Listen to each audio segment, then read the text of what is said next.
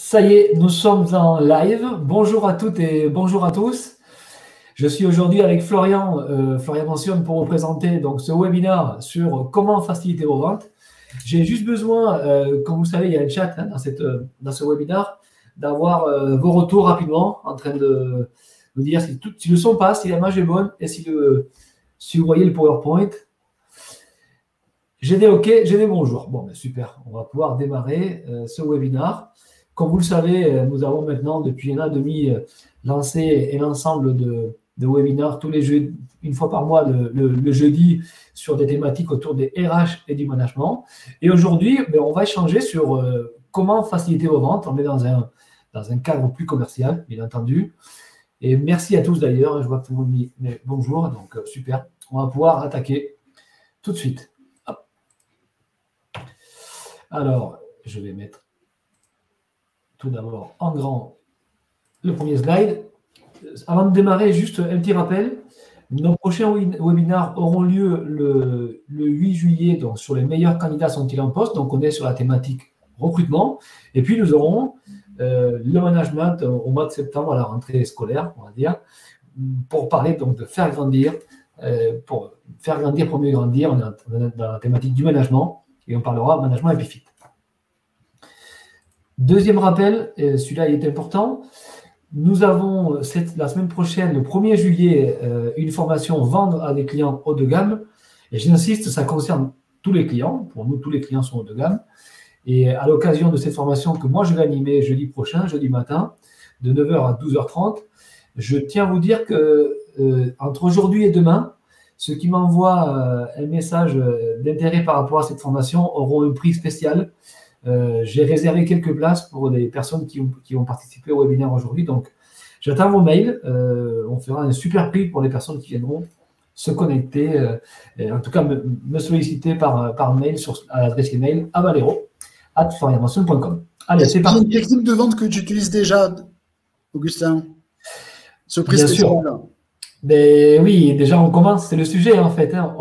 J'essaie d'attirer votre intérêt et j'imagine que pour vous, le prix c'est important. Je pense que le sujet est encore plus important, mais bien entendu, c'est une technique de vente. Je suis déjà en train de vendre et c'est l'objectif aujourd'hui. Hein. Il faut le faire de manière naturelle, avec plaisir, et il faut s'amuser un peu, sinon c'est pas très, très marrant la vente. Rapidement, une présentation du cabinet. Vous le connaissez tous, mais bien entendu, le cabinet a été créé par Florian Mentionne en 1976. Depuis maintenant 2007, Loïc Douillère et moi-même, les deux associés, avons pris nous sommes associés avec Florian pour diriger et développer le cabinet sur les différents métiers que sont le recrutement, le placement, la formation, dont on parle aujourd'hui, les bilans de compétences, bien entendu, le coaching et les ressources humaines. Donc, un cabinet très complet sur tout le volet accompagnement RH.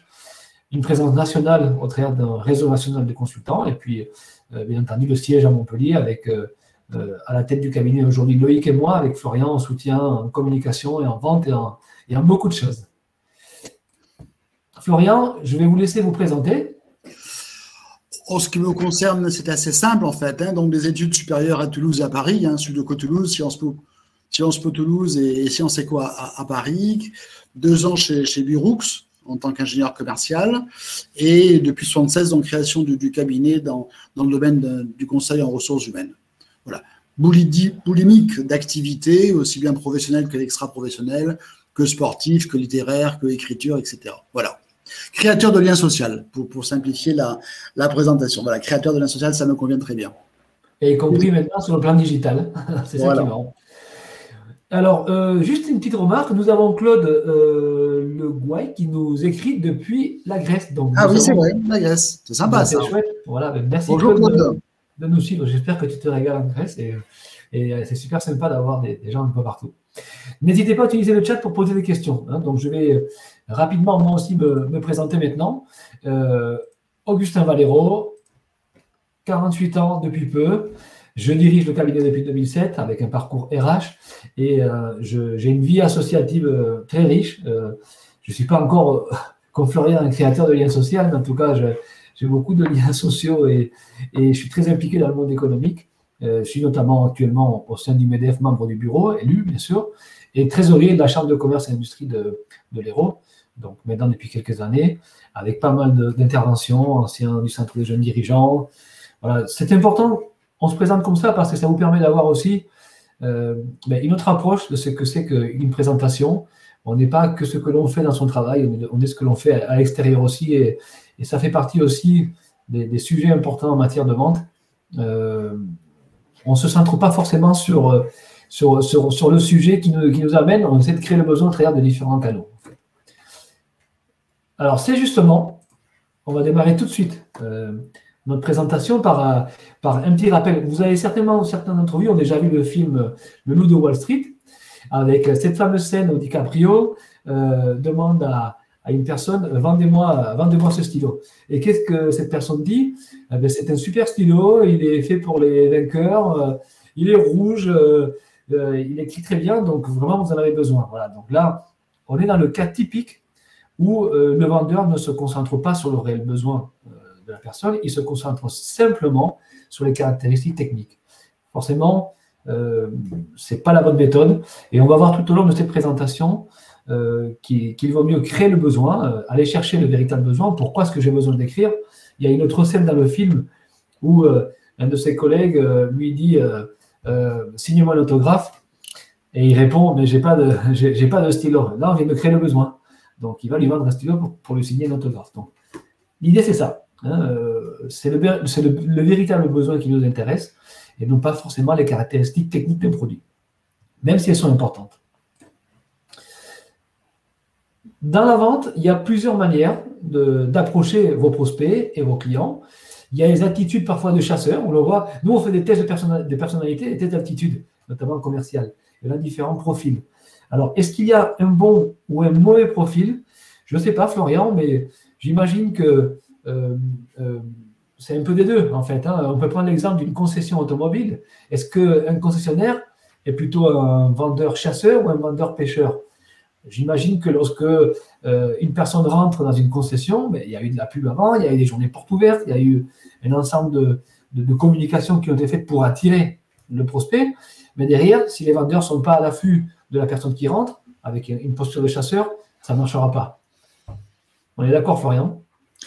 Tout à fait. Donc, le chasseur, lui, il va faire de la prospection, en fait. Donc, il va prendre le téléphone, il va prendre Internet, il va faire du mailing, il va aller au-delà des prospects. Ça, c'est le côté chasseur, en fait. Donc, ça correspond à un profil bien particulier. La personne qui a de l'allant, qui est volontaire, qui est opiniâtre, qui est organisé, etc. Et puis, le second style de profil, c'est plutôt le pêcheur. Donc, on a lancé des appâts. Souvent, les appâts ont été lancés par l'entreprise elle-même, par de la publicité, par des organisations de portes ouvertes, comme tu viens de le citer, pour attirer du monde. Bon, voilà. Donc là, on est à la pêche. On a lancé la ligne, on a lancé l'appât, on attend que ça morde à l'hameçon, en fait. Mais c'est vrai que de toute façon, il faut quand même ferrer et puis conclure, en fait. Et là, les techniques de base, elles existent toujours, bien sûr. C'est ça. Et la vente, c'est des méthodes et des outils. Et c'est ça que l'on va voir aujourd'hui. Et quand on dit comment faciliter vos ventes, c'est vraiment un objectif, c'est de rendre la vente un exercice facile, entre guillemets, mais surtout élaboré, préparé. Et donc, n'hésitez pas, encore une fois, vous avez le chat, posez des questions, faites des remarques. C'est toujours important d'avoir une interaction avec vous. Alors, un petit rappel quand même, puisque nous avons tous aujourd'hui, parce que nombreux nous connaissent, notre livre de chevet, en fait. Comment vendre honnêtement. Et Florian, il est possible de vendre honnêtement, c'est ça, Le sous-titre, c'est truisme ou oxymore. Oxymore, voilà. Donc, truisme, c'est une évidence, en fait. Et c'est vrai que tous les vendeurs savent qu'on ne peut vendre qu'honnêtement. Alors que ça serait un oxymore pour les non-vendeurs qui pensent que s'il y a deux mots antinomiques, la vente et l'honnêteté, en fait. Cela se trompe complètement, en fait. On ne peut vendre que de manière honnête. Parce que le but, c'est pas de vendre. Le but, c'est de revendre. Et si je veux revendre, il faut que ma première vente se soit déroulée de manière correcte, bien sûr. Et donc, on a cet ouvrage qui nous rappelle les 4 grands piliers, les 4 règles, les 4 C. Donc, c'est contacter, connaître, convaincre et conclure. Et nous avons construit tout un cycle de formation autour de ces sujets. Et donc, c'est pour cela que nous proposons d'aller sur notre site internet vous renseigner sur. Vous aurez le lien à la fin quand on vous renverra de toute façon la présentation PowerPoint. L'idée, c'est que vous puissiez aussi suivre ces formations et ça sera avec grand plaisir qu'on pourra vous accueillir. Eh bien, il y en a un qui est à Madrid en plus. Oui, je vois Dominique Serran qui est à Madrid. Décidément, il y a une compétition entre les internautes qui se trouvent soit en Grèce, soit en Espagne. C'est très bien. C'est pas mal ça. On est en train de s'internationaliser. C'est pas mal du tout. Allez, on va continuer. Alors, tout d'abord, il y a un point important, et ça, c'est un sujet qu'on a souvent évoqué avec Florian. Nous, en interne, on s'en sert beaucoup en formation, et c'est une réalité. Cette différence entre être convaincu et être persuadé. Est-ce que dans l'acte de vente, on doit être, Florian, plutôt convaincu, être persuadé, les deux? Qu'est-ce qui est important? Je crois que le vendeur basique, le vendeur classique, il essaye de convaincre son interlocuteur.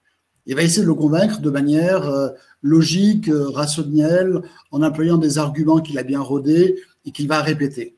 Moi, je dis que ce n'est pas assez. Je prends comme exemple le fumeur. Tous les fumeurs savent qu'il est dangereux de fumer, que c'est nocif pour la santé. Ils en sont convaincus. Ils en sont convaincus, mais ce n'est pas pour autant qu'ils vont arrêter de fumer. Ils ne vont arrêter de fumer que s'ils en sont persuadés. Et être persuadé, c'est-à-dire intégrer le concept, intégrer les éléments et les faire siens. Tant qu'on n'a pas fait les arguments, on ne les a pas fait siens, il ne pourra pas y avoir d'action en fait.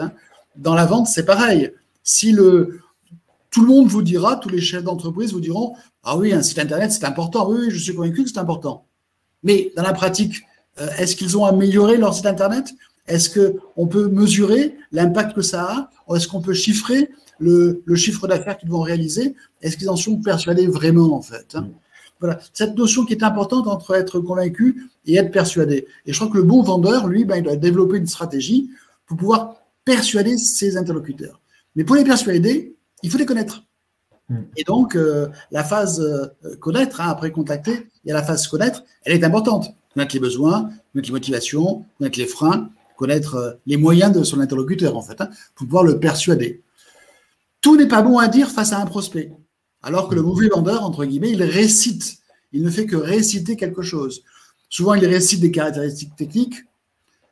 C'est le pire. Le vendeur moyen va réciter des arguments standards, mais ces arguments standards risquent de tomber à côté, en fait. En revanche, le bon vendeur, c'est un petit peu ce que l'on va essayer de démontrer, lui ne va dire que ce que l'autre veut entendre, veut écouter. Voilà, c'est le plus important. On touche les émotions, les motivations, et on va l'évoquer. Nous avons Chantal qui pose la question sur un salon d'art. Bon, on y répondra au fur et à mesure. Lorsqu'une personne est intéressée par une œuvre d'art, comment concrétiser la vente? Et qu'est-ce qu'il faut faire? Qu'est-ce qu'il ne faut pas faire? Alors Chantal Derderian donc est une artiste montpelliéraine très, très, très connue, et je comprends qu'elle pose ce genre de questions en fait. Pourquoi un client va-t-il acheter une œuvre d'art? Est-ce que c'est un investissement financier? Est-ce que c'est pour demain faire une plus-value? Est-ce que c'est pour se faire plaisir? Est-ce que c'est pour faire plaisir à quelqu'un d'autre? Est-ce que c'est pour embellir un mur, sa maison? Les motivations et l'utilisation de ce produit, de ce service, ils sont multiples. Et l'artiste a intérêt à aller dans le sens que souhaite son client. Donc, si c'est embellir un mur, Chantal, tant que tu n'as pas vu la maison, tant que tu n'as pas vu où la personne veut mettre le tableau, tu ne pourras rien dire. Ce n'est pas possible, en fait. Donc, il y a bien un côté personnalisé qu'il faut introduire. Dans la chambre pour se faire plaisir, dans le salon pour le montrer aux amis, peut-être. Et tu seras une artiste différente de tes concurrents si tu proposes à faire un diagnostic dans le domicile, dans la maison, dans l'appartement de ton client potentiel, en fait. Tu vas chez lui et tu vas lui conseiller. Non seulement il faut qu'il plaise, non seulement il faut qu'il corresponde à son budget, mais il faut qu'il s'insère de manière harmonieuse dans un ensemble. Mais tant que tu ne connais pas l'ensemble, si tu ne connais pas l'environnement, tu ne peux pas le conseiller. Est-ce que je me fais comprendre, en fait? Il faut le connaître, c'est ça, c'est le C, du connaître. L'artiste, lui, va dire de manière banale la manière il il mesure tel centimètre, il coûte tant, il m'a pris X heures. On s'en fout que ça a pris 5 heures, 10 heures ou 100 heures pour faire un tableau. C'est pas ce qui est important. C'est important pour l'artiste, mais pas pour l'acquéreur. Donc, il faut se mettre à la place de l'acquéreur, dans la peau de l'acquéreur, mettre dans son raisonnement. Tant que je ne connais pas comment il raisonne et qu'est-ce qu'il va en faire de ce tableau, on ne pourra pas le faire. Et si Florian, parce que… Chantal arrive à ce stade de mettre en présentation chaque client, c'est déjà gagné. Oui, bien sûr. Oui. Par contre, c'est en salon. En salon, c'est pareil. En salon, tu proposes, tu dis, invitez-moi à prendre un café chez vous. Voilà. Mais là, tu vas te démarquer parce que personne ne propose ça sur un salon. Un artiste ne dit pas à quelqu'un, invitez-moi chez vous pour que je vous conseille. Le vendeur, il vend une différence. Parce que quand tu fais un salon, tous les tableaux sont beaux. Tous les artistes sont intéressants. Tu n'es qu'un artiste parmi les autres. C'est comme le vendeur de vin. Le vendeur de vin, il est embêté. Il vend un vin, tout le monde vend un vin qui est bon, en fait. Donc, tant que tu ne vas pas créer une complicité par rapport à l'acquéreur, tant que tu ne mets pas à sa place, c'est l'empathie, ça sera plus difficile de vendre. Est-ce que pour explorer, on n'aurait pas intérêt à trouver une petite question, dans son cas précis, du style « Que ressentez-vous » avant de creuser sur l'usage qu'on va en faire, le lieu, parce que l'idée, c'est d'enquêter, en fait. Et cette première question « Que ressentez-vous » qui est une question ouverte, parce que est-ce qu'il vous plaît, est-ce qu'il ne vous plaît pas, bon, c'est oui, non, question fermée, c'est terminé, quoi. Mais que ressentez-vous, rentrez dans son univers, et à partir de là, c'est un tableau que vous pourriez exposer peut-être dans votre villa de vacances, ça évoque votre enfance, peut-être qu'il y a des… Donc en fait, il faut aller chercher les émotions que ressent votre client, votre prospect, pas forcément celles que vous avez voulu afficher d'ailleurs, puisque forcément ça serait un peu le piège. C'est le piège, oui. Et l'intérêt de l'art, c'est qu'on peut l'interpréter. Donc Chantal, une première petite question d'abord, et puis démarquez-vous. Invitez-moi à boire un café à la maison et je vais vous amener plusieurs tableaux pour que vous puissiez les tester. En fait. Alors, on va continuer. Bon, vous voyez que c'est un sujet super intéressant et en plus, si on commence à parler art, alors là, c'est encore mieux. Donc, on a parlé d'être convaincu et être persuadé. Donc, notre prospect doit être persuadé que ce que nous lui proposons est ce dont il a besoin réellement. Et Florian, vous avez travaillé un peu sur ce sujet à votre manière, en créant cette formule qui s'appelle AIDA au carré, qui est une formule mémotechnique pour bien résumer les éléments importants dans l'acte de vente, en fait. Et pour raconter une belle histoire dans l'acte de vente, c'est ce qu'on appelle le storytelling, vous avez créé donc ce AIDA au carré. Vous pouvez nous en parler un petit peu? Alors, le bon vendeur, lui, il ne récite pas quelque chose. Le bon vendeur, il va raconter une histoire. Et cette histoire, elle a une trame, je dirais, en fait. On va commencer par attirer l'attention. Et comment attirer l'attention de quelqu'un? Peut-être en lui faisant un cadeau, peut-être en mettant un nœud papillon, peut-être par une tenue vestimentaire, peut-être par le nom de son entreprise, peut-être par sa raison, par un slogan, peut-être par un jeu de mots. Donc, il y a un démarrage, en fait. Il y a une banalité dans la présentation qui fait qu'on ne fait pas la différence. Or, le nœud pape, vous connaissez bien, vous. Voilà. D'entrée de jeu, le bon vendeur doit faire la différence. Le nœud papillon, c'est un exemple, en fait. Oui, bien sûr. En fait, Donc, on doit attirer l'attention, en fait. Voilà. Ensuite, une fois qu'on a attiré l'attention, qu'est-ce qu'on va faire? On va inspirer l'intérêt. Et comment inspirer l'intérêt? La plupart des vendeurs parlent d'eux. La plupart des vendeurs parlent de leurs produits. On s'en fout. On s'en fout. Le plus important dans la relation à l'autre, c'est qui? C'est l'autre. Parle-moi de moi avec ça qui m'intéresse, en fait. Donc, je vais inspirer l'intérêt, peut-être en titillant mon interlocuteur. Est-ce que vous voulez augmenter votre chiffre d'affaires? Est-ce que vous voulez augmenter le nombre de produits vendus à un client? Est-ce que vous voulez augmenter le chiffre d'affaires par client? Est-ce que vous voulez vendre davantage de produits à un client? Voilà. Donc, je vais inspirer l'intérêt, en fait. Et la personne va dire, oui, j'aimerais bien vendre plus. J'aimerais bien contacter davantage de personnes. Voilà. Et sous-entendu, je vais t'aider à vendre plus. Et puis ensuite, donc, je vais déclencher le désir. Et je vais déclencher le désir en présentant justement ma solution, mon produit, avec les avantages que ça entraîne. Mais ce désir, il va être excité parce qu'on a inspiré l'intérêt, bien sûr, en fait. Donc, dans cette phase-là de déclencher le désir, il faudra identifier les besoins, identifier les motivations, les freins et rien de l'autre, en fait. Et tout ça pour arriver à quoi? Ben, pour arriver à l'achat. Le bon vendeur, il ne vend pas. Le bon vendeur, il facilite l'achat. C'est un petit peu le titre de notre webinaire, en fait. Il ne faut pas vendre, il faut faire acheter. Voilà. C'est exactement Et ça. donc, au niveau de la fin, ben, on va utiliser des techniques de conclusion. On a identifié un certain nombre de techniques de conclusion. Et en fonction de l'autre, pareil, c'est bien en fonction de l'autre. Il n'y a pas des techniques standards pour conclure. Il n'y a que les techniques qui sont en relation avec la personnalité de l'autre. Voilà. Donc, ça veut dire que le désir d'un prospect par rapport à un autre sur un produit donné n'est pas forcément le même. Quand je rentre dans une boutique, quand je rentre dans une concession ou autre, selon le profil de prospect que j'ai, je vais aller déclencher le désir en fonction de ce que j'ai compris du prospect, mais le prospect suivant, pour le même produit, ne va peut-être pas avoir le même désir, en fait. Tout à fait, il aura un désir différent, bien sûr. Et donc ça, c'est vraiment une attitude que le bon commercial doit avoir, quelle que soit sa vente, de services, de produits, B2B, B2C, sachez que chaque prospect, chaque client est unique. Et donc, ces 4 étapes sont très importantes pour bien identifier et conclure, attirer l'attention, inspirer l'intérêt, déclencher le désir et arriver à l'achat. Alors, nous allons continuer maintenant sur... on a parlé de posture, de méthodologie. Il faut savoir aussi que pour vendre, il y a des outils. Il y a beaucoup d'outils qui existent et il est important de balayer un petit peu ça. Pourquoi? Parce que ce sont des outils dont l'objectif est le suivant, c'est faire en sorte de créer de l'appel entrant. Donc, habituellement, on a tous les outils classiques pour créer l'attention à l'occasion de salons, de partenariats, de conférences, de cocktails. Donc, lorsqu'on est physiquement face à des personnes, on peut mettre en place des actions pour attirer l'attention et susciter l'intérêt et l'appel entrant. Mais il y a des outils dont on ne peut pas se passer aujourd'hui, je crois, parce qu'ils permettent de démultiplier les chances de créer l'appel entrant. On a l'emailing. Alors, au sein du Florian Maçon Institute, on a une tradition historique.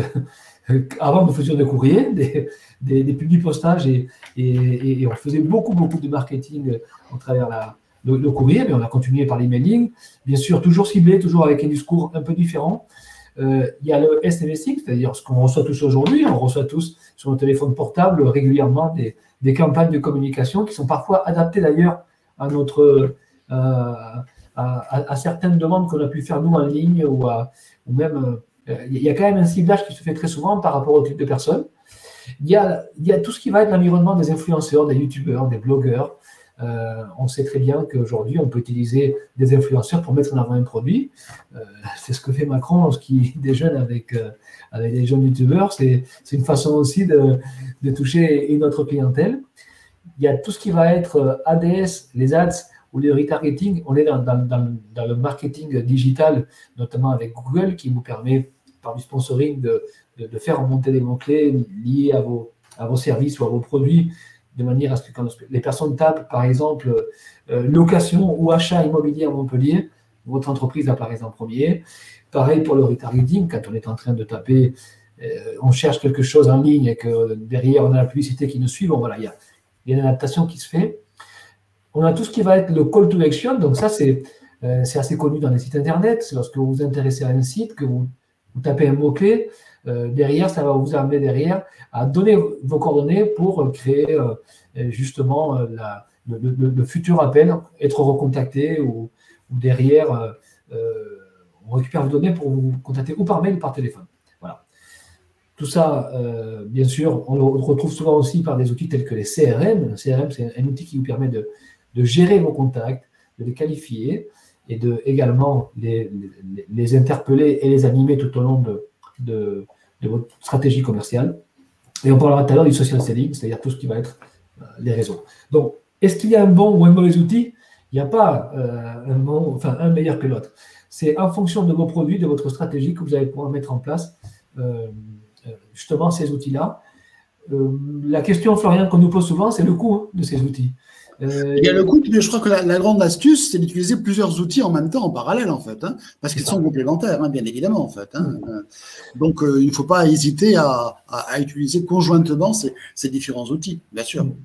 Et pour cela, il faut des données en amont. Il faut que toutes ces cartes de visite, tous ces contacts que vous avez dans vos mails, de tous ces gens que vous connaissez au niveau professionnel, il faut les avoir soit sur un fichier Excel, soit sur un CRM. Voilà. Il y a un gros travail en amont. Pour créer l'appel entrant, hein, pour aller à la pêche, il faut mettre en place des actions qui vont permettre de récupérer du contact. Donc, les réseaux sociaux, par exemple, c'est hyper important. Si on n'est pas sur un réseau social, moi, je me souviens, il y a quelque temps, mon activité d'AO Placement, un candidat vient me voir, 50 ans, ingénieur, et je lui dis donc, bon, il a été licencié, il recherche un job, et moi je lui dis donc, vous êtes ingénieur de telle école, c'est très bien, donc j'imagine que l'école doit diffuser des offres d'emploi, votre école doit diffuser des offres d'emploi. Hein, bien sûr.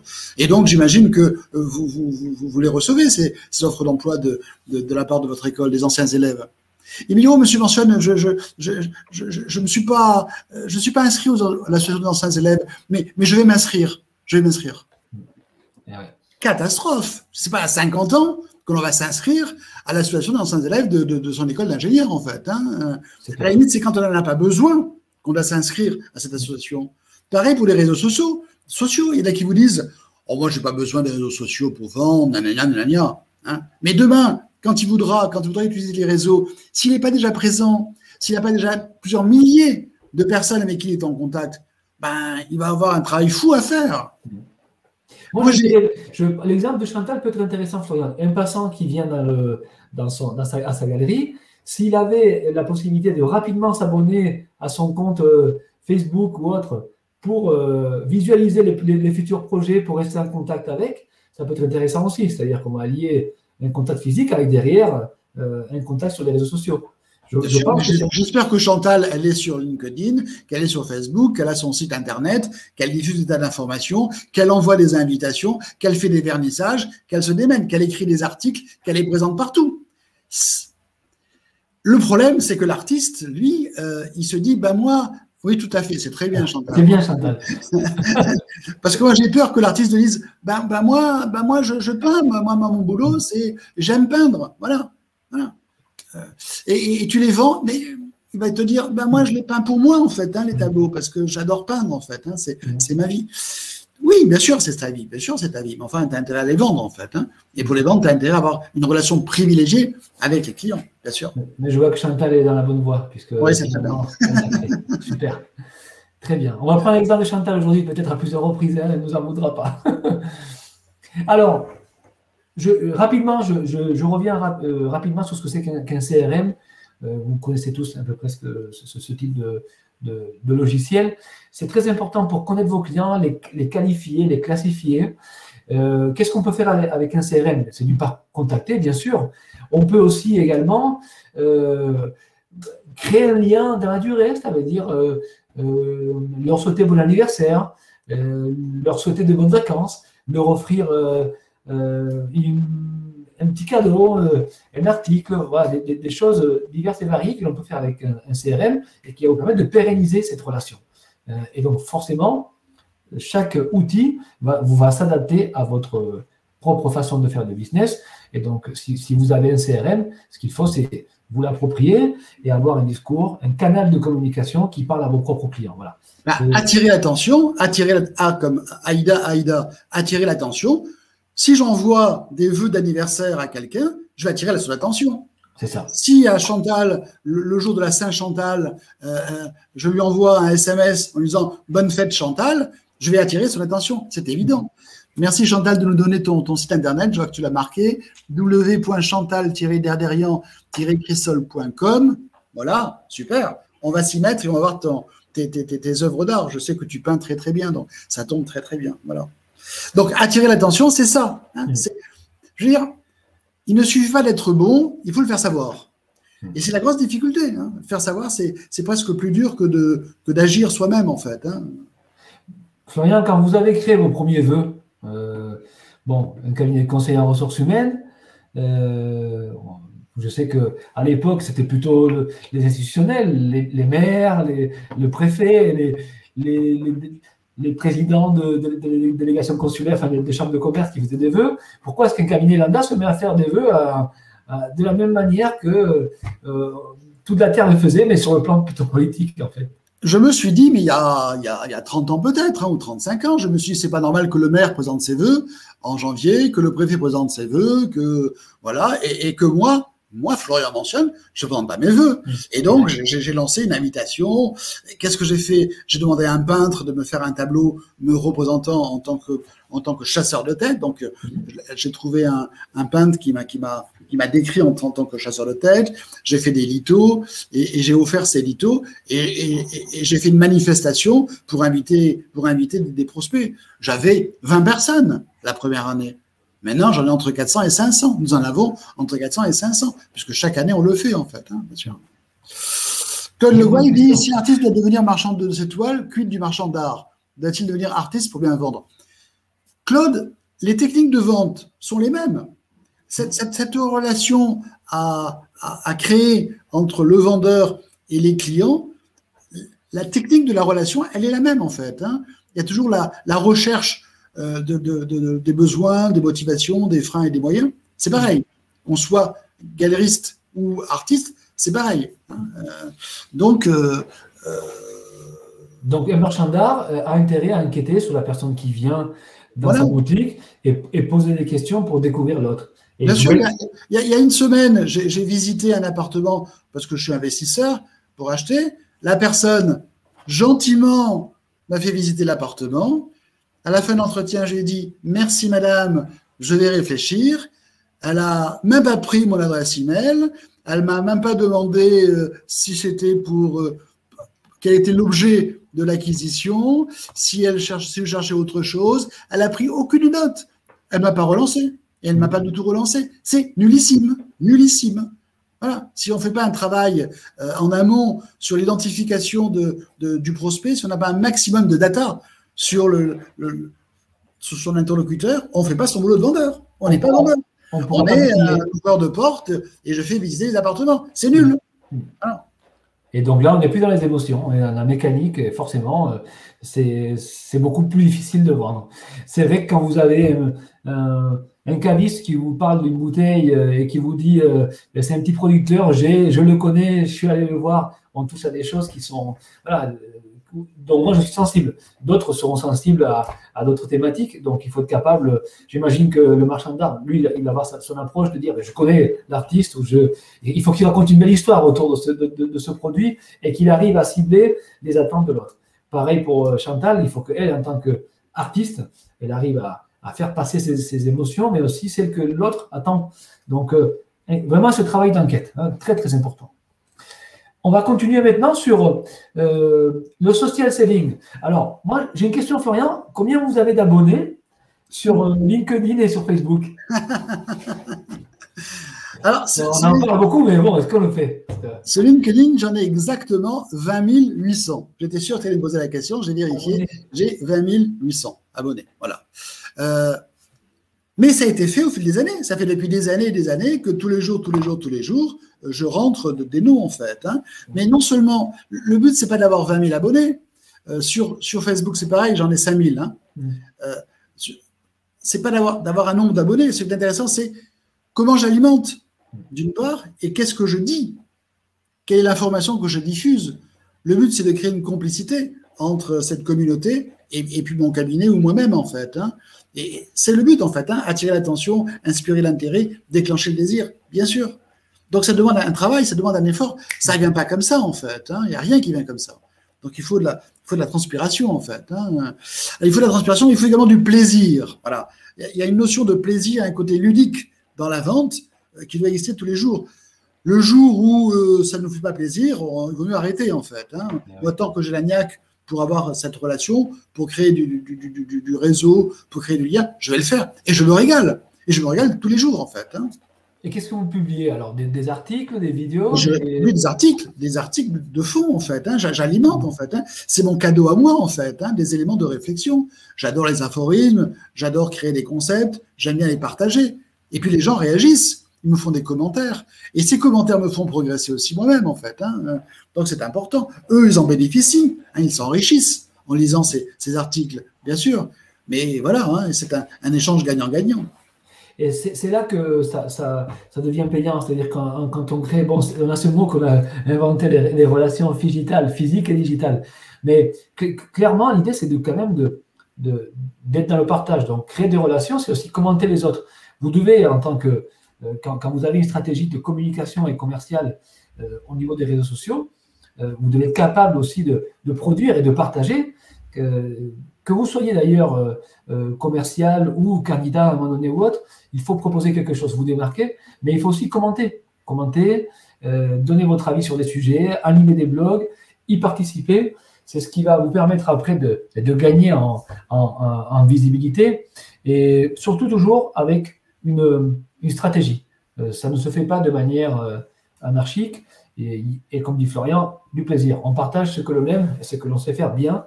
Donc l'idée, c'est vraiment de poster, mais pas faire que poster. Il faut commenter, liker, partager. Là, je parle globalement de LinkedIn, bien sûr, ou de Facebook. Mais ce qui est important, voilà, c'est que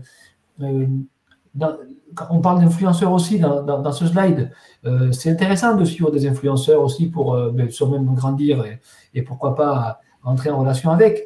Mais voilà, on est vraiment sur un outil qui va vous permettre d'avoir cette attitude de pêcheur en moyen, long terme, très long terme.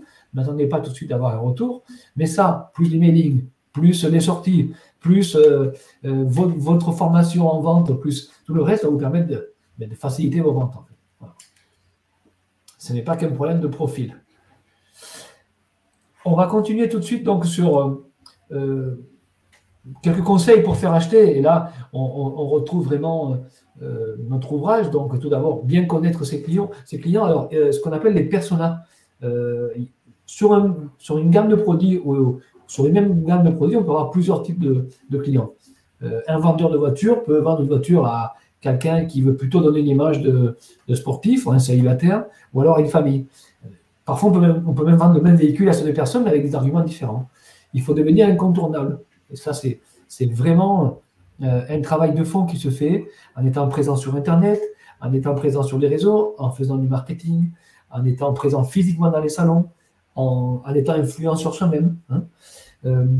Faire vivre ses expériences, et je dirais aussi, il faut pouvoir se mettre à la place du client et créer cette expérience client et la faire, et vraiment se mettre en permanence à sa place pour comprendre que l'expérience client, elle peut être plus ou moins agréable en fonction des moyens humains et matériels qu'on a mis en place. Puis enfin, rajouter ce petit plus. Alors, c'est une question qu'on aime bien, nous, Florian, ça. Qu'est-ce que c'est que le petit plus qui va nous faire acheter, en fait? Créer une différence, en fait, créer une différence. J'ai voulu acheter il n'y a pas longtemps un système d'alarme pour ma maison. William, qui est venu me voir, m'a conseillé d'aller voir une de ses installations. Nous sommes allés à Nîmes. Il avait une installation un peu similaire à celle qu'il me proposait à Nîmes. On est allé à Nîmes. Il m'a fait une démonstration. J'étais sécurisé par la cliente qui déjà utilisait le même système de protection. Et ça m'a plu, en fait. Voilà. Il n'a pas vendu sur un catalogue, tout bêtement. Il n'a pas vendu un simple prix. Il a conseillé. Mais il est revenu à plusieurs reprises. Il m'a fait parler. Il s'est mis à ma place. On a vu le jardin. Il a vu comment installer le système d'alarme. Voilà. C'est vraiment présenté comme un professionnel et un professionnel différent. J'avais contacté quelqu'un d'autre. Le quelqu'un d'autre, lui, il est venu avec son catalogue et son prix. Il m'a dit, ça fait tant. Voilà. C'est nul. C'est nul. Donc, pensez un petit plus, et chacun a son petit plus auquel il est sensible. Allez, nous continuons maintenant sur le vrai challenge, c'est faire réacheter, donc c'est fidéliser. Et donc, il est clair que pour bien s'occuper d'un client, il faut vraiment être en permanence en veille du retour sur son expérience, que ce soit sur le service qui est autour du produit, que ce soit sur le produit lui-même. Très souvent, il ne va pas forcément vous l'exprimer, le mécontentement. Donc, c'est vraiment très important d'avoir cette posture-là et d'être en permanence aussi dans l'observation de l'expérience client a posteriori. Florian, un petit commentaire là-dessus sur la partie faire réacheter. La préoccupation du vendeur, c'est pas le court terme, c'est le long terme. c'est-à-dire créer une relation de fidélité avec son client. Et donc, cette relation doit être basée sur la confiance. Et dès l'instant où il y a une confiance qui s'instaure entre le vendeur et l'acheteur, ben, ça va perdurer. Moi, j'ai des clients, nous avons des clients, nous, depuis des années, en fait. Hein, donc, mais certains clients, d'ailleurs, on les revoit pas pendant 2-3 ans, en fait. C'est vrai. Bon, et ils reviennent après, voilà, oui. C'est pas très grave, mais on va garder le lien. Et c'est ce qui nous a permis, en les invitant chaque année à nos vœux, en leur offrant un petit poème à l'occasion de leur anniversaire, en gardant ce CRM justement bien qualifié et en veille permanente. On a ces clients qui nous ont connus sur un recrutement et qui demain repenseront à nous sur un autre projet parce que ce sera le bon moment. Mais pour ça, il ne faut pas qu'ils nous oublient. Voilà. Et on a tendance à oublier que nos clients, d'il y a quelques mois, sont passés par là. Il faut travailler le long terme. L'astuce, c'est ça. Il faut travailler le long terme et travailler, je dirais, le réachat, en fait. Hein. Vendre, c'est facile. Revendre, c'est beaucoup plus difficile. Donc, dans d'autres domaines, ça peut être par les enquêtes de satisfaction, ça peut être par un coup de fil au client pour savoir si il a apprécié le produit quelques années après, mais il faut le programmer. C'est une stratégie. Et encore une fois, on est bien loin de l'image du vendeur qui vend tout parce qu'il a une personnalité qui va bien. Non, c'est pour vendre et surtout pour faire acheter, il y a des méthodes et des outils à mettre en place. Et juste avant de finaliser, donc, on rappelle quand même les basiques parce que je crois que dans la vente, le bon vendeur, c'est celui qui est capable de s'intéresser aux besoins de son client, aux motivations, hein, les freins, parce qu'on a tous des freins face à un achat, des freins qui sont de toutes sortes. On l'a évoqué dans un précédent webinaire, ça peut être l'argent, ça peut être, la peur, les problèmes de sécurité, les problèmes divers et variés. Donc ces freins-là, il faut les lever. Il faut des moyens, c'est quand même très important. Il faut connaître les moyens du prospect, parce que ce n'est pas la peine d'aller sur un produit si vous sentez que votre prospect n'a pas les moyens. Donc vraiment, ce travail-là, cette boucle vertueuse, on va la retrouver à chaque fois dans la vente et dans l'acte de vente. Et je reviens rapidement aussi, Florian, sur ce qu'on disait tout à l'heure. Je reviens sur le slide qu'on a évoqué tout à l'heure. Avec cet outil-là aussi, cet outil mémotechnique, vous allez aussi suivre les bonnes étapes pour ne pas perdre le fil et connaître et vendre et faire acheter à votre prospect. Donc, n'oubliez pas, AIDA au carré. Qu'est-ce qu'on peut dire de plus, Florian, là-dessus? On arrive au bout du webinaire. On a eu très peu de questions. Nos amis nous ont… On a des internautes qui savent bien vendre, en fait, déjà, en fait. Hein. Donc, soit ils peuvent témoigner sur leur technique de vente. Est-ce qu'elles sont différentes de ce qu'on préconise? Est-ce qu'ils pensent à autre chose? N'hésitez pas à intervenir et à poser une question, si on peut y répondre bien volontiers, en fait. Hein. N'hésitez pas. En tout cas, écoutez, nous souhaitions partager avec vous ce moment de présentation de la thématique autour du faire acheter, mais comment faciliter vos ventes. Et donc, de nouveau, je vous rappelle aussi que la semaine prochaine, je fais une formation. Et donc, entre aujourd'hui et demain, les premiers qui m'enverront un mail auront un super prix. Donc, retenez la date. Hein, ce sera le 1er juillet de 9h à 12h30. Cycle de formation commerciale, vendre à des clients haut de gamme. J'insiste, tous nos clients sont haut de gamme. Hein. Ça, c'est une façon de vous expliquer aussi que même le petit client a toute son importance. On a également aussi les prochaines dates, le 8 juillet et le 16 septembre pour les prochains webinaires autour du management. Moi, j'ai fini, Florian. On a passé un bon moment. Moi, je voudrais peut-être juste conclure en pensant au profil du vendeur. Hein, quel est le bon profil du vendeur? Je vais vous raconter une histoire hyper intéressante. Il y a de nombreuses années, j'avais un client qui m'a appelé et qui m'a dit j'ai un problème parce que je m'en sors pas avec mes vendeurs. Et donc il me dit voilà, moi je fabrique et je vends des ronds de serviettes. Il avait des ronds de serviettes assez originaux. Hein, son rond de serviette, il était carré en fait. Hein. Donc carré en bois d'olivier. Hein, donc il était carré et avec un rond au milieu en fait, hein, un gros rond. Et il y avait le prénom pyrogravé sur le bois. Voilà. Et donc lui, sa technique de vente était la suivante. il avait un présentoir avec un certain nombre de prénoms les plus courants, les Jean, les François, les Michel, etc. Il n'y avait pas Augustin, il n'y avait pas Florian, mais bon, parce que c'était un petit peu trop original. Et donc, il avait toute une batterie de prénoms un petit peu classiques. Les vendeurs qu'il avait avaient tous dans leur camionnette des présentoirs avec les prénoms. Et le vendeur allait voir les points de vente, débitants de tabac, épicerie, ce genre de choses en fait, hein, et vendait le fait de prendre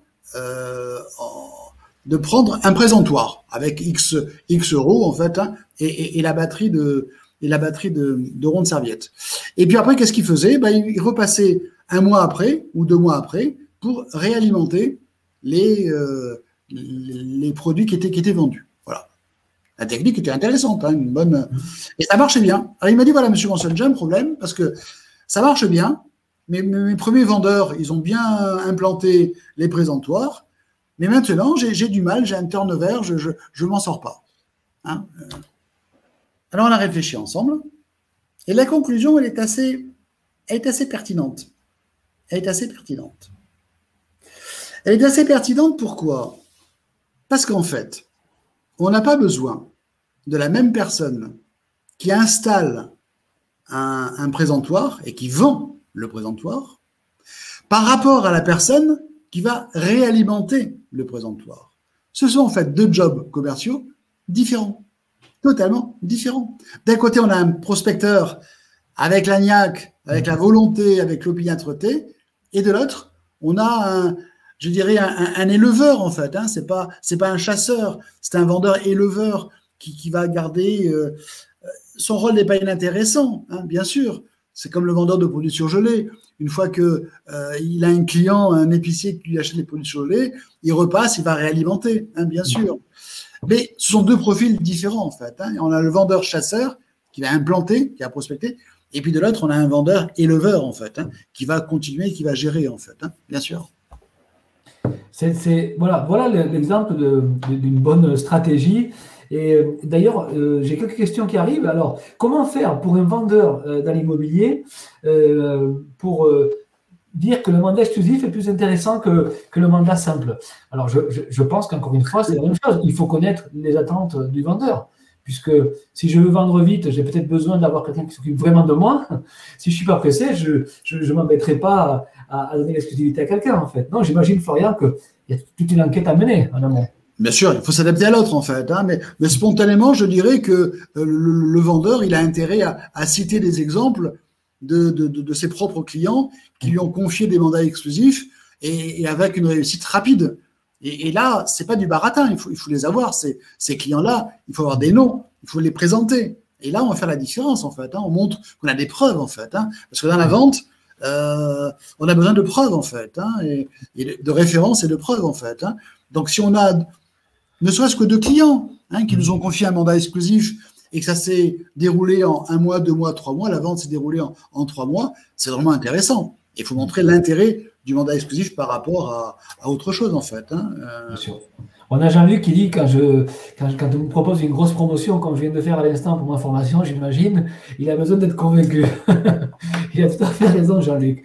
Alors, je vais prendre l'exemple de ma formation. Cette formation va vous permettre de vraiment prendre conscience que tous les clients sont importants et que c'est grâce à cela qu'on arrive à créer une récurrence et à pas être dépendant. N'oubliez pas aussi que ce sont des formations digitales très pratiques et clairement, le problème, c'est pas tellement la promotion que je fais, c'est plutôt le gain que vous allez avoir, vous, à mettre en place cette formation, en tout cas à l'expérimenter pour derrière augmenter votre chiffre d'affaires, mais c'est l'objectif de tout cela, bien sûr, acquérir des outils, des méthodes et fidéliser vos clients. Didier donc demandait si on pouvait avoir la présentation. Bien sûr, il y a un replay en fait. Hein, donc dans la journée, notre assistante va vous envoyer le replay avec la possibilité de revoir ce webinaire en fait. Hein, bien sûr. Jean-Luc, Jean-Luc, qui regarde. est-ce qu'Augustin a parlé d'une grosse promotion? Je ne sais pas, en fait. Hein. Je n'ai pas parlé de grosse promotion. Il a parlé d'une promotion, d'un prix intéressant, mais il n'a pas parlé de grosse promotion, bien sûr. Mais vous avez entendu ça, c'est marrant, en fait. Hein, comme quoi, on entend des choses différentes, en fait. Hein. Tout à fait. Bien. Alors, Chantal, en tout cas, merci de tous ces points évoqués. Je vais y réfléchir. J'espère surtout que, Chantal, que tu vas essayer des choses, que tu vas les tester. C'est ce qu'on voudrait vous dire à tous aussi. Hein. Reprenez des méthodes, des outils, travaillez votre stratégie vraiment sur l'ensemble. Ne croyez pas que vendre, c'est l'acte de vente face à un client. Il y a tout un travail en amont, il y a tout un travail en aval. Et forcément, ça prend du temps, c'est un investissement. Vendre coûte cher en amont quelque part, hein, mais c'est ce que ça nous rapporte derrière qui est intéressant. Donc, on est sur de l'investissement. Mais c'est vrai, Chantal, que la vente est un beau métier à part entière, en fait, hein, bien sûr. Hein. Et parfois, il faut scinder le côté vendeur du côté producteur, en fait. Hein. Donc, peut-être que l'artiste n'est pas la meilleure personne apte à vendre, en fait. Hein. Mais je suis sûr qu'on peut le faire aussi. Hein. Les relations digitales, petite question de Pascal. Oui. Alors, on a tous des relations avec nos contacts au quotidien qui sont physiques, en fait, hein, dans les réseaux ou autres. Mais on peut doubler ces relations avec ces mêmes personnes dans les réseaux sociaux.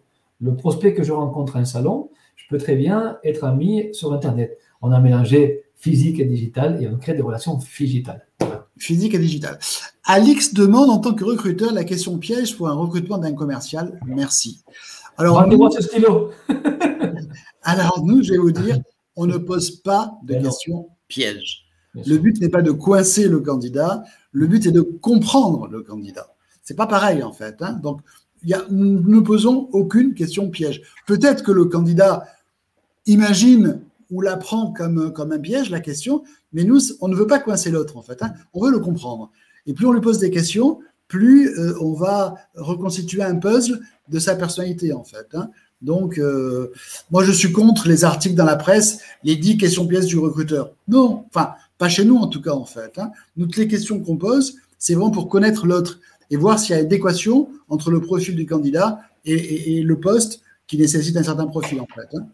Alex qui demande qu'est-ce qu'un mauvais candidat? Il n'y a pas de mauvais candidats. Il y a des candidats bien préparés, comme des bons vendeurs bien préparés, et des candidats mal préparés, où face à un poste avec des compétences égales, peut-être même des bonnes compétences, si je suis mal préparé, je raterai mon entretien. C'est la même chose pour la vente. Et donc, chez nous, il n'y a pas les bons ou les mauvais candidats. Il y a le candidat qui correspond, il y a celui qui correspond et qui sort du lot, qui se démarque par une présentation astucieuse et qui nous permet de nous projeter à moyen et long terme chez notre client, parce que nous, on envisage nos recrutements aussi sur la durée. Hein.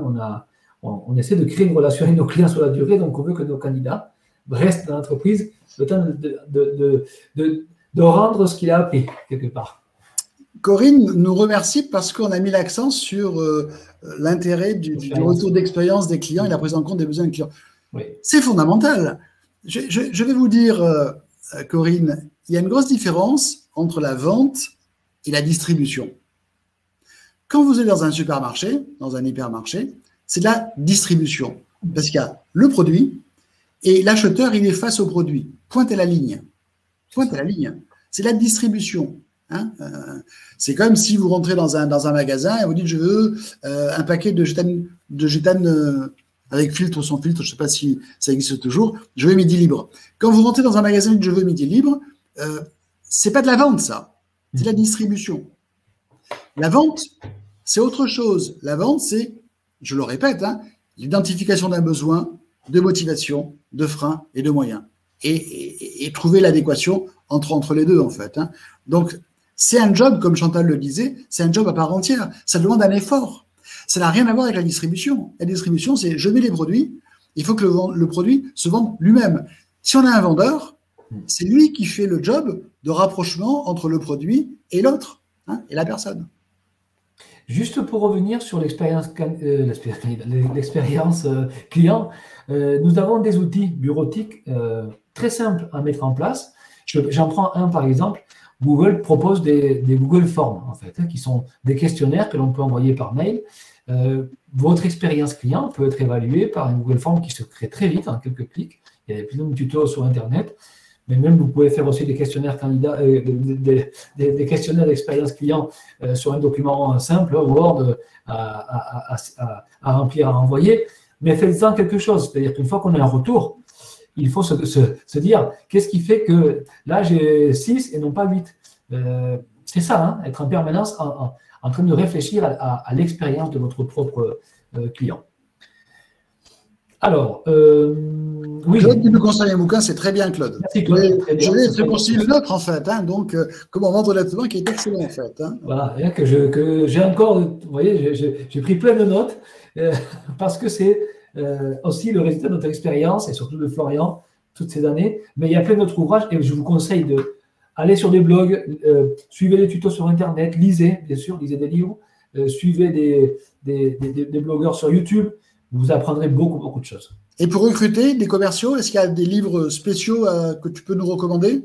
J'en ai un que j'ai juste derrière. J'arrive tout de suite.